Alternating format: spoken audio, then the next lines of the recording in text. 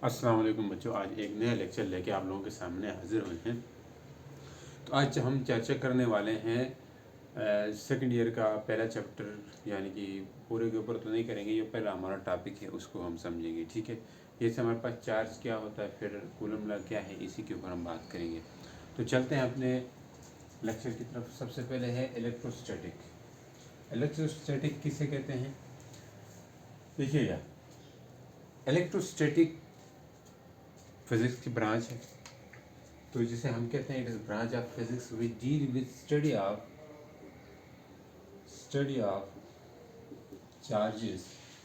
Charges के बारे में स्टडी करते हैं।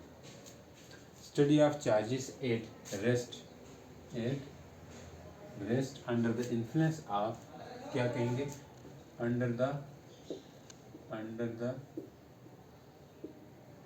Influence of electric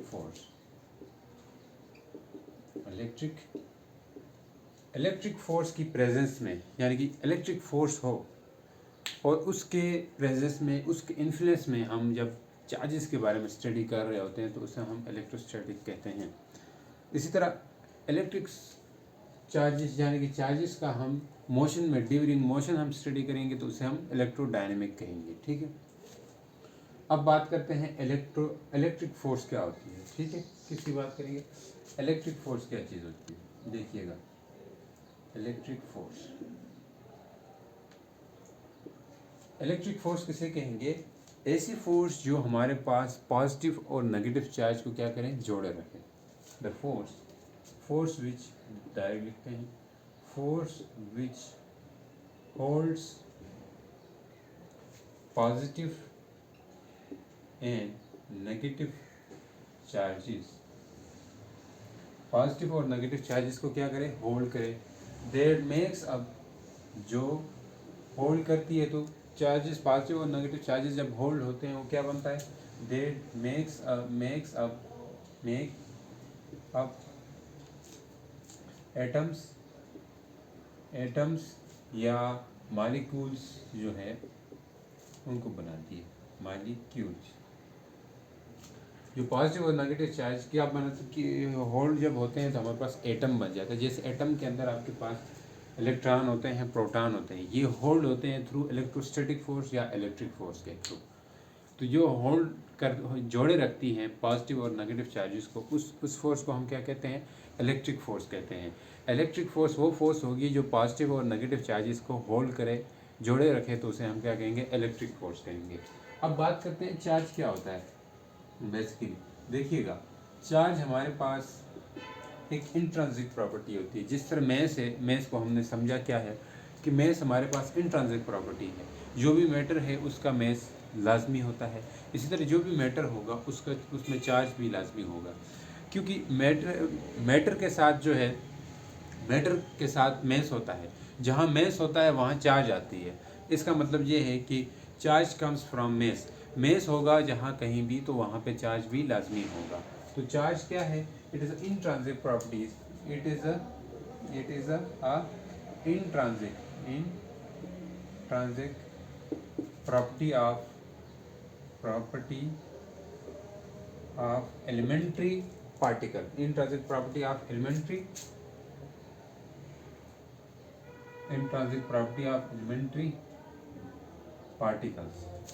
elementary particles, intrinsic property of elementary particles की इंट्रांजिक प्रॉपर्टी है। अब एलिमेंट्री पार्टिकल क्या होते हैं? एलिमेंट्री पार्टिकल हमारे पास इलेक्ट्रॉन हो गए, प्रोटॉन हो गए, इनकी इंट्रांजिक प्रॉपर्टी है। क्योंकि intrinsic property of elementary particle of matter के एलिमेंट्री पार्टिकल, यानी कि जो मैटर है उसके अंदर एलिमेंट्री पार्टिकल कौन से? इलेक्ट्रॉन है, प्रोटॉन है। अब इन्हीं इलेक्ट्रॉन और प्रोटॉन की एक इंट्रिंसिक प्रॉपर्टी होती है, मींस इलेक्ट्रॉन और प्रोटॉन तो हर मैटर के अंदर है। तो हम यूँ भी कह सकते हैं कि ये चार्ज जो है इंट्रिंसिक प्रॉपर्टी है मैटर की, डायरेक्ट हम इस तरह भी कह सकते हैं। तो ये हमारे पास इलेक्ट्रॉन और प्रोटॉन की इंट्रिंसिक प्रॉपर्टी होती है, विच गिव्स अस, जो हमें क्या देती है? विच गिव्स इलेक्ट्रिक फोर्स, किसका क्या कहेंगे? Which give electric force between various object, various objects, मुख्तलिफ ऑब्जेक्ट्स के बीच में ये आपके पास क्या देती है, इलेक्ट्रिक फोर्स के बास बनती है। चार्ज जो है मुख्तलिफ ऑब्जेक्ट के बीच में इलेक्ट्रिक फोर्स का बास बनती है, या चार्जेस जो हैं इनके दरमियान में इलेक्ट्रिक फोर्स होती है। अब इलेक्ट्रिक फोर्स होगी तो इसकी वजह से मुख्तलिफ ऑब्जेक्ट एक दूसरों को क्या कर रहे होंगे, अट्रैक्ट कर रहे होंगे या रिपेल कर रहे होंगे। और ये जो किसके वजह से होता है, ये सिर्फ और सिर्फ इलेक्ट्रिक फोर्स की यानी कि चार्जेस की वजह से होता है। और चार्ज होगी तो हमारे पास इलेक्ट्रिक फोर्स भी होगा, चार्ज होगी तो हमारे पास इलेक्ट्रिक फोर्स भी होगी। ठीक है, समझ आ रही है। अब जब हम चार्ज की यूनिट की बात करते हैं, चार्ज की यूनिट क्या होती है, यूनिट क्या है चार्ज की, इसकी यूनिट कूलम है। क्या है, कूलम है, जिसको हम सी से रिप्रेजेंट करते हैं। ठीक है, और इसको सिंबल क्या है, क्यू है, इसका सिंबल क्या है, क्यू है चार्ज को। ठीक है, चार्ज की यूनिट ये सिंबल जे। तो वन ऑफ द फंडामेंटल जो चार्ज माना गया है वो क्या है, हमारे पास इलेक्ट्रॉन का चार्ज। तो जो सबसे वो है इंडिपेंडेंटली एग्जिस्ट करता है जो चार्ज, उसे हम क्या कहते हैं, उसे हम इलेक्ट्रॉन का चार्ज जो है उसको माना गया है। तो चार्ज ऑन इलेक्ट्रॉन क्या होता है, चार्ज ऑन इलेक्ट्रॉन होता है, चार्ज ऑन इलेक्ट्रॉन किसके बराबर होता है, 1.6 मल्टीप्लाई 10⁻⁻19 कूलम होता है। एक इलेक्ट्रॉन में चार्ज कितना होगा, जिसकी वैल्यू ये है, ये आप लोगों ने पहली क्लासेस में भी पढ़ा होगा। बट जो हमारे पास है, एक कूलम में कितने इलेक्ट्रॉन हो सकते हैं, तो याद रखिए एक कूलम में इलेक्ट्रॉन होते हैं 6.25 मल्टीप्लाई 10⁻18 इलेक्ट्रॉन्स होते हैं एक कूलम में। ये आया कैसे है, हमने कहा एक इलेक्ट्रॉन में 1.6 मल्टीप्लाई 10⁻⁻19 कूलम है। तो एक कूलम में कितने होंगे, तो आप इस 1.6 वैल्यू को इस तरफ ले आएंगे, मल्टीप्लाई 10⁻⁻19, फिर 1.6 मल्टीप्लाई 10⁻⁻19 ये कटेगा। तो यहाँ इन दोनों को डिवाइड करोगे तो आपके पास एक कूलम में कितने इलेक्ट्रॉन है वो आएगा, और इसकी वैल्यू जो है वो मैंने लिखी है, तो इतनी वैल्यू आएगी। ठीक है, समझ आ रही, ठीक है जी। अब हम बात करते हैं कि चार्ज कैसा है। चार्ज हमारे पास किस फॉर्म में होता है, हमेशा क्वांटाइज फॉर्म में होता है। किस फॉर्म में होता है, क्वांटाइज, मतलब फिक्स अमाउंट में मिलेगा हमें चार्ज। चार्ज किस तरह मिलेगा, फिक्स अमाउंट में। चार्ज यानी कि फिक्स अमाउंट में मिलेगा, क्योंकि ये क्वांटाइज फॉर्म में होते हैं, डिस्क्रीट पैकेट्स की फॉर्म में होता है। तो इसको हम इस तरह भी लिख सकते हैं, जो चार्ज है वो Q जो है वो हमारे पास प्लस माइनस NE की फॉर्म में होगा। N हमारे पास इंटीग्रल मल्टीपल है, N क्या है, इंटीग्रल मल्टीपल है, इंटीग्रल मल्टीपल, ठीक है, मल्टीपल है, जिसमें हमारे पास इसकी वैल्यू जो है 1 +-1 +-2 +-3, इस तरह कुछ भी वैल्यू हो सकती है। किसकी वैल्यू, N की वैल्यू। समझ आई कि नहीं आई। चार्ज कभी भी आपके पास आधा चार्ज नहीं होता, यानी कि 0.5 चार्ज नहीं होगा कहीं भी, 0.5 कूलम या 1/2 कूलम या 3/2 कूलम, इस तरह चार्ज नहीं होता।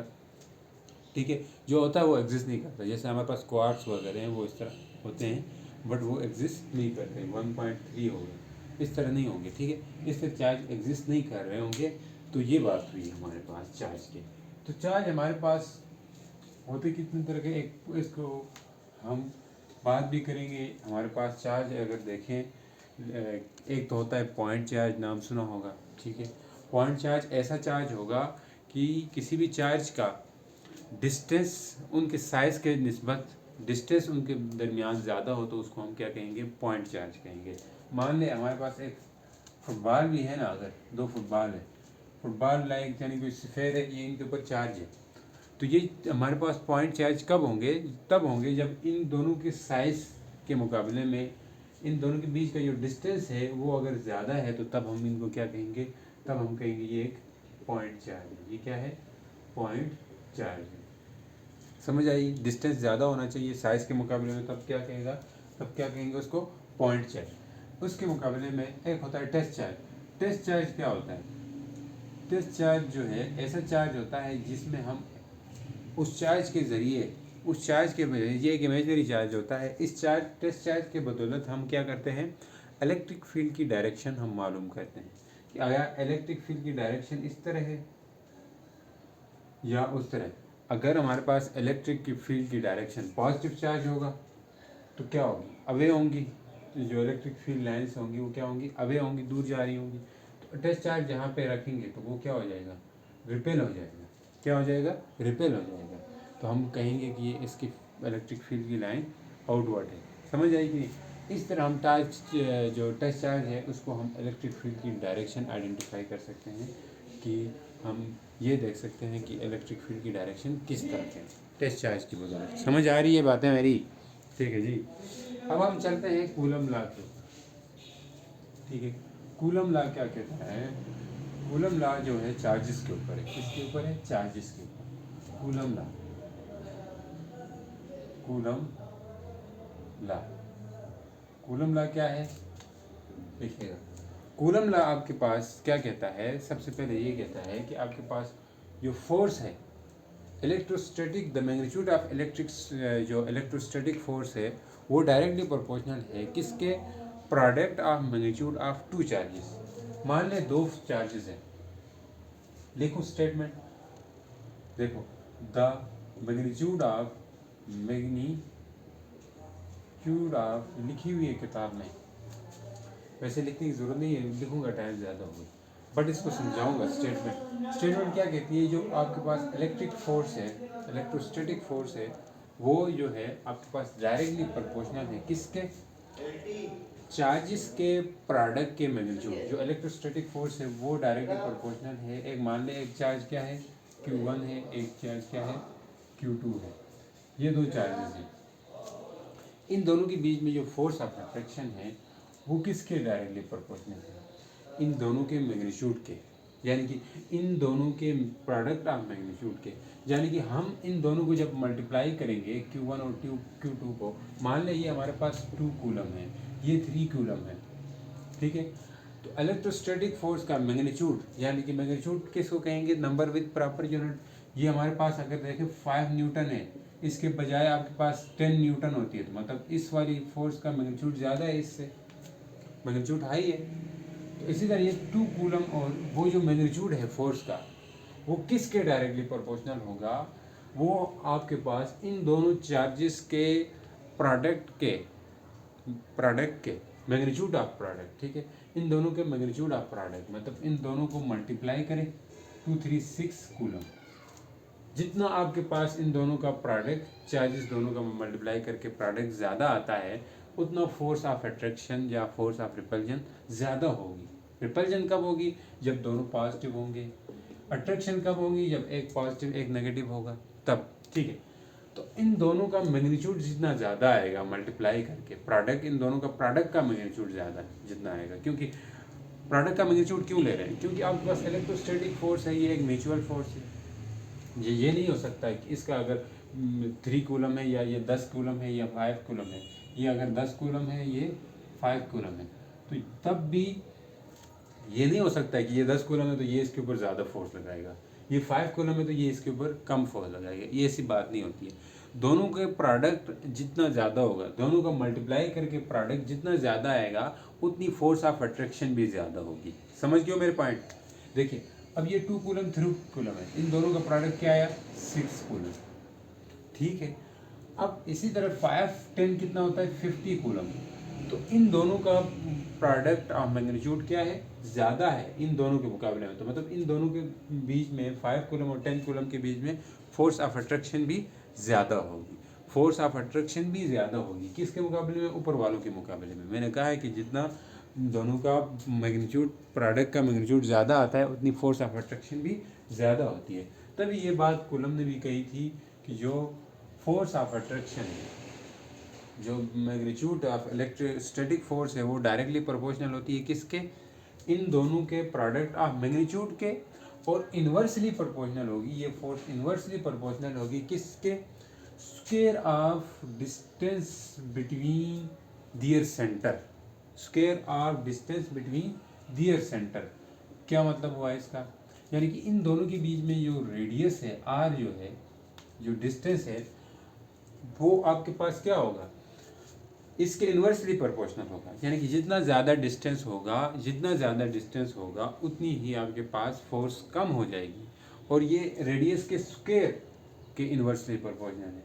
जब रेडियस के स्क्वायर के इन्वर्सली प्रोपोर्शनल होती है तो इसको हम कहते हैं इन्वर्स स्क्वायर लॉ। क्या कहते हैं? Inverse square law. यानी कि ये इन्वर्स स्केल लॉ है। ये क्या कहता है, इन्वर्स स्केल लॉ क्या है कि आपके पास जब फोर्स जो है वो इन्वर्सली प्रोपोर्शनल है किसके, रेडियस के स्क्वायर का। इसका क्या मतलब है कि मान ले हमारे पास, अगर इसको ऐसे भी समझते हैं कि एफ किसके इक्वल होगा 1/r² के, अगर हमारे पास फोर्स जो है 1 कूलम से डबल हो जाती है, या कहते हैं कि डबल हो जाएगी, फोर्स क्या होगी, डबल होगी। यानी कि पहले 1 मीटर थी फोर्स, डबल नहीं यार, क्या मैं कह रहा हूँ कि पहले 1 मीटर था दोनों के बीच का डिस्टेंस, अब 2 मीटर हो गया है, डबल हो गया है, दूर हो गए। तो आपके पास फोर्स जो है वो क्या हो जाएगी, दूर होने से जो फोर्स है वो आपके पास 1/4 टाइम कम हो जाएगी, क्योंकि 2 का स्क्वायर करेंगे ना, क्या करेंगे, 2 का स्क्वायर करेंगे तो ये क्या आएगा, 1/4 टाइम कम होगी। जो नई फोर्स होगी वो क्या होगी, जो नई फोर्स होगी वो क्या होगी, पुरानी फोर्स से 1/4 टाइम कम हो जाएगी। पुरानी फोर्स जो थी वो 4 टाइम ज़्यादा थी, अब 2 मीटर ज़्यादा ले गए, मतलब 2 मीटर हम दूर लेके गए हैं, तो इसका क्या मतलब हुआ कि आपके पास अब फोर्स जो है वो 4 टाइम यानी कि कम हो गई है पुरानी वाली फोर्स से। समझ आई कि नहीं आई, 4 टाइम कम हो गई है। या अगर कह लें पहले अगर 4 मीटर से आप 2 मीटर मतलब पास ले आए, करीब ले आए, तो आपके पास कितनी होगी, फिर आपके पास होगी, मतलब 2 मीटर पास ले आए, पहले 4 मीटर था, पहले कितना था, 4 मीटर था, यानी कि 4 का मीटर था, यानी कि 16 मीटर कम थी, 16 यानी कि 1/16 कम थी। इसको हम 4 से 2 मीटर पे ले आते हैं, 4 से कितना ले आते हैं, 2 मीटर पे, तब ये कितनी होगी, 1/4, मतलब ये 4 उस तरफ चला जाएगा, इधर आएगा 4, इस तरफ आ जाएगा ये वाला 4, ये इधर आएगा, तो ये क्या बनाएंगे, 4 टाइम जो है वो आपके पास ज़्यादा हो जाएगी, नई फोर्स पुरानी फोर्स से 4 टाइम क्या हो जाएगी, ज़्यादा हो जाएगी। मेरी बात समझ आ रही कि नहीं आई, नज़र भी आ रहा है, ठीक है, 4 टाइम ज़्यादा होगी। तो ये था आपके पास इन्वर्स स्क्वायर लॉ। अब इसका ग्राफ भी होता है वैसे, देखिए ग्राफ क्या है कि आप अगर रेडियस को बढ़ाते हैं, यहाँ रेडियस ले लें, यहाँ फोर्स ले लें, मान लीजिए आपके पास 4 टाइम है, तो ये इसी जगह ये 4 टाइम है, ये फिर आगे 9 टाइम, फिर इस तरह है, तो ये ऊपर फोर्स है। अब फोर्स को कम करोगे तो आपके पास यू रेडियस बढ़ाओगे तो फोर्स कम होता जाएगा, इस तरह आगे इसका ग्राफ नीचे होता जाएगा। एक वक्त ऐसा आएगा कि रेडियस आप बढ़ाते जाएं तो फोर्स बिल्कुल ज़ीरो हो जाएगी, और फोर्स ये जो लाइन है ये आके इस आर वाली लाइन यानी कि एक्स एक्सिस को क्या करेगी, टच करेगी। इस एक्सिस को टच करने का मतलब ये है कि एक्स एक्सिस में आपके पास यहाँ पे वाई लेते हैं ना, यहाँ पे एक्स लेते हैं, तो जब यहाँ पे एक्स ज़ीरो हो जाता है, यहाँ पे एक्स जो है की वैल्यू होती है, जब लाइन जो है ये वाला ग्राफ एक्स एक्सिस के ऊपर होता है, तो इसका क्या मतलब होता है कि वाई आपके पास ज़ीरो है। वाई ज़ीरो है मतलब यहाँ पे वाई की जगह हमने क्या लिया हुआ है, एफ फोर्स ली है, तो तब यहाँ पे अब जब लाइन रेडियस बढ़ाते जाएंगे ये लाइन आके मिल जाएगी एक्स से, जब एक्स से मिलेगी तो वाई ज़ीरो है, वाई ज़ीरो है इसका मतलब है फोर्स ज़ीरो होगी वहाँ पे, मतलब एक वक्त ऐसा आएगा रेडियस बढ़ाते जाएंगे फोर्स ज़ीरो हो जाएगी। इसी तरह हम पास लेते आएंगे तो आपके पास एक वक्त ऐसा आएगा तो फोर्स मैक्सिमम हो जाएगी, ठीक है, डिस्टेंस को क्या करने से, ज़्यादा करने से। तो ये था आपके पास इन्वर्स स्क्वायर लॉ। तो अब हम बात करते हैं किसके ऊपर, तो ये 2 इक्वेशन बन गई हमारे पास, ठीक है जी।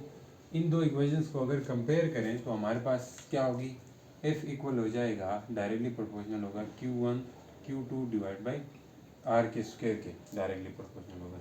जब ये प्रोपोर्शनलिटी का साइन हटेगा इक्वलिटी का साइन आएगा, और कोई ना कोई कांस्टेंट के आ जाए, जैसे Q1 Q2 divide by R का स्क्वायर हो जाएगा।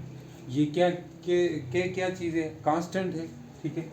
इसकी वैल्यू इक्वल होती है, किसके इक्वल होती है, 1/4 pi epsilon not, 1/4 pi epsilon not. ये के जो है ये मीडियम पे डिपेंड करता है, किस पे, मीडियम पे डिपेंड करेगा, और इसकी जो वैल्यू होती है वो वैल्यू इक्वल होती है 9 × 10⁹ और यूनिट क्या होगी, यूनिट होगी newton metre square per coulomb square, newton metre square per coulomb square. कैसी यूनिट आई है, यहाँ से देखें, के को उसी जगह पे रखें तो ये क्या होगा, F R square divide by Q1 Q2 equal to K होगा। तो एफ की यूनिट क्या है, न्यूटन, रेडियस है, रेडियस मतलब डिस्टेंस है, मीटर हो जाएगा, तो क्या होगी यहाँ पे newton metre square divide by coulomb coulomb, तो इसको क्या लिख सकते हैं, न्यूटन मीटर स्क्वायर। इसको ऊपर ले आएंगे तो क्या होगा, पर कूलम स्क्वायर, माइनस होगा पर coulomb square, per coulomb square, per coulomb square. ठीक हो गया, समझ आ रही है। तो इसकी यूनिट आ गई और उसकी वैल्यू भी मैंने बता दी है। बट आपके पास अब इसकी डायमेंशन भी पूछ सकते हैं, बात बता मिटा दो, इसकी डायमेंशन भी पूछ सकते हैं। किसकी डायमेंशन, आपके पास के की डायमेंशन क्या होगी, के की यूनिट तो हमें बता दी है। के किसके इक्वल है, एफ इजिकल्स टू के Q1 Q2 divide by R square. तो के किसके इक्वल आ गया था, F R square divide by Q1 Q2। ठीक है, या खाली क्यू का स्क्वायर भी लिख सकते हैं। अब न्यूटन फोर्स की डायमेंशन क्या होती है, force equal to M A. तो ये एफ किसके इक्वल होगा, एम क्या है, एम मेस है, और मेस की यूनिट केजी, एक्सेलरेशन की यूनिट मीटर, फिर आगे पर सेकंड स्क्वायर। तो लगा लें, एफ की यूनिट क्या होगी, केजी की जगह एम, इसकी जगह एल, टी की जगह एस, सेकंड की जगह टी माइनस, तो एम एल टी माइनस 2, ये फोर्स की यूनिट आ गई है। सेकंड टाइम के लिए टी लगाते हैं ना कैपिटल, और रेडियस है आर, आर आर स्क्वायर है तो आपके पास एक है तो मीटर स्क्वायर होता है। तो मीटर स्क्वायर के लिए हम क्या करेंगे, एल का स्क्वायर करेंगे। किसका स्क्वायर करेंगे, एल का स्क्वायर करेंगे। समझ आ रही है मेरी बातें। इसी तरह आपके पास Q क्या है, चार्ज Q1 Q2, ये दो चार्ज है, यानी कि कूलम कूलम, यानी कि क्या होगा, कूलम स्क्वायर, क्या होगा, कूलम स्क्वायर चार्ज की यूनिट है। ठीक है, चार्ज की ऐसा यूनिट तो नहीं है, तो पर हमारे पास करंट की यूनिट है, इसको करंट के फॉर्म में लेके जाएंगे। तो करंट क्या होता है, करंट इक्वल होता है rate of flow of charge, charge, ठीक है, चार्ज डिवाइड बाई टी, ठीक है, flow of charge per unit time. तो चार्ज किसके इक्वल होगा, क्यू, क्यू की यूनिट तो कूलम है, तो ये इस तरफ आएगा, तो क्यू इक्वल होगा आई टी। आई क्या है, करंट है, आई क्या है, करंट है, और टी टाइम है। तो दो क्यू है यहाँ पे, तो क्यू क्यू क्या होगा, कूलम का स्क्वायर। तो यहाँ पे भी आई टी एक और भी लाना पड़ेगा, दो आई टी होंगे। तो ये क्यू का स्क्वायर यानी कि कूलम का स्क्वायर इक्वल टू आई की यूनिट एम्पियर, टी है तो ये भी टाइम टी होगा, ये क्या होगा, एम्पियर, फिर टाइम टी होगा। इस बात की समझ आ रही है कि नहीं है। कूलम का स्क्वायर, तो कूलम का स्क्वायर किसके इक्वल होगा, ए टी, यानी कि ए का स्क्वायर फिर टी का स्क्वायर। समझ आई, कूलम की भी यूनिट आ गई है, फोर्स की भी डायमेंशन और आर की भी। तो हम क्या कर सकते हैं, के किसके इक्वल होगा, एफ क्या होगा, एम, एल क्या है, एल टी माइनस 2 है, फिर आर जो कि रेडियस की जो हमने निकाली है डायमेंशन, वो क्या है, एल स्क्वायर है, लगा लें। फिर नीचे देखें, नीचे कूलम स्क्वायर होगा ना क्यू के लिए, किसके इक्वल है, ए स्क्वायर टी स्क्वायर। अब ये इनको एक ही उसमें लिखें, तो के किसके इक्वल आएगा, देखें, एम एल थ्री हो जाएगा, ये 1 है तो ये थ्री, क्या होगा, एल थ्री टी माइनस 2, तो ये ऊपर आएगा ए माइनस 2 और टी माइनस 2। अभी तक समझ आई है, ये टी अब वो करें, तो के किसके इक्वल होगा, फिर M L three T minus 4 T minus 4 A minus 2। ये के की डायमेंशन आ गई है, के की डायमेंशन क्या आ रही है, ये आ गई है आपके पास। अब यूनिट मैंने के की यूनिट भी लिखवाई थी, कितनी लिखवाई है, के की यूनिट, के की यूनिट को भी यार साइड पे लिख के छोड़ दें ताकि मैं आपको एक आसान तरीका बताऊं। आपको के की और बाद में परमिटिविटी, एब्सोल्यूट परमिटिविटी की यूनिट में वो होगा। के की यूनिट क्या आई थी, के की यूनिट आई थी हमारे पास Newton metre square per coulomb square, ये यूनिट थी। और के की डायमेंशन क्या आई है, के की डायमेंशन आई है M L three T minus 4 और ए माइनस 2। आप लोगों से ज़रा इंटरेक्शन होना चाहिए। देखिए के की डायमेंशन क्या है, ये हमारे पास ये के की डायमेंशन भी है और यूनिट भी है, ये यूनिट है ये डायमेंशन है। तो अब डायमेंशन को स्क्वायर ब्रैकेट में करके लिखते हैं, ठीक है, इसको स्क्वायर ब्रैकेट में लिखते हैं। अब समझ आई कि नहीं आई है। अब हम यूनिट देखेंगे परमिटिव एप्सिलॉन नॉट की, यूनिट भी देखेंगे उसकी, और उसका क्या कहते हैं, डायमेंशन भी देखेंगे। तो हम F इजिकल्स टू के Q1 Q2 divide by R square था, तो के हमने बताया था किसकी इक्वल होता है 1/4 पाई एप्सिलॉन नॉट के, वेयर एप्सिलॉन नॉट क्या होता है एब्सोल्यूट परमिटिविटी। ठीक है, एब्सोल्यूट परमिटिविटी कहें या एब्सोल्यूट परमिटिविटी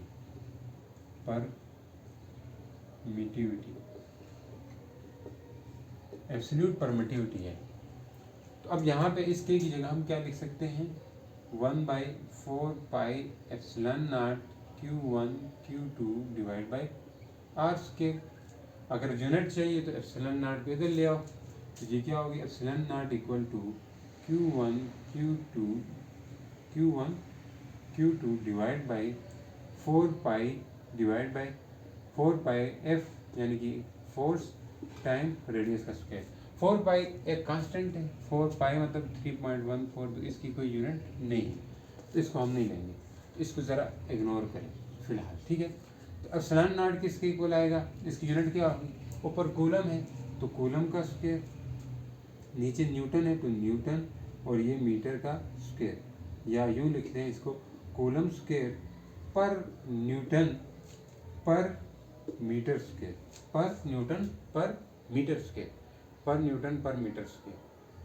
ठीक है, अब आप देखिएगा, या इसको ऐसे भी लिख सकते हैं पर न्यूटन पर मीटर कूलम स्क्वायर, क्योंकि आप देखिएगा यहाँ पे के की जो यूनिट थी वो क्या थी, ये वाली लिखी हुई है, तो दूसरी तरफ हम एप्सिलॉन नॉट की यूनिट क्या आएगी, अब हमारे पास कूलम स्क्वायर पर न्यूटन स्क्वायर पर मीटर स्क्वायर, बिल्कुल वही है जो आपके पास किसकी यूनिट, बिल्कुल वही नहीं है बल्कि अपोजिट, किसके के अपोजिट है।